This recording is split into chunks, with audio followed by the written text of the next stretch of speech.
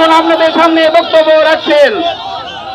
আলহামদুলিল্লাহি রাব্বিল আলামিন والصلاة والسلام على رسوله الكريم نبينا محمد وعلى آله وصحبه أجمعين।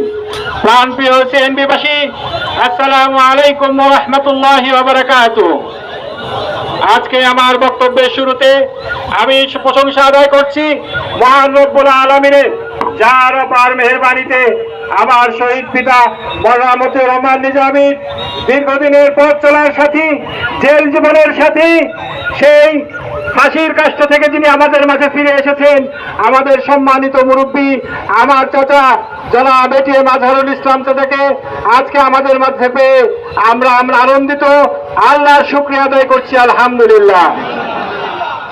আজকে আমি বক্তব্য দিতে আসি নাই, আমার প্রাণপ্রিয় এলাকাবাসী, আপনারা জানেন আপনাদের এই এলাকার গর্বিত সন্তান শহীদ মাওলানা মতিউর রহমান নিজামীকে শতাব্দীর জঘন্য মিথ্যাচারের মাধ্যমে হত্যা করা হয়েছিল। সেই একই ষড়যন্ত্রের অংশ হিসেবে আমাদের মজলুম চাচা জনাব এটিএম আজহারুল ইসলামকেও ফাঁসির রায় দেওয়া হয়েছিল। আল্লাহ তাআলার অপার মেহেরবানি, তারাও পরিকল্পনা করেছিল, আল্লাহ পরিকল্পনা করেছেন। ওয়া মাকারু ওয়া মাকারাল্লাহ ওয়াল্লাহু খায়রুল মাকিরিন। আল্লাহ তাআলা বলেছেন, মুমিনদের মধ্যে কেউ কেউ তো তাদের ওয়াদাকে পূরণ করেছেন। ওয়ামিনহুম মান কাদা নাহবা ওয়ামিনহুম মান ইয়ানতাজির ওয়া মা বাদদালু তাবদীলা। কিন্তু এই দ্বীনের আন্দোলন যেরকম চলছিল সেরকমই চলবে। কিছু মানুষকে হত্যা করে, কিছু মানুষকে ফাঁসি দিয়ে, নির্যাতন করে, কারান্তরীণ করে এই আন্দোলনকে থেমে রাখা যাবে না। যার জীবন্ত নমুনা আমাদের চাচা জনাব এটিএম আজহারুল ইসলাম।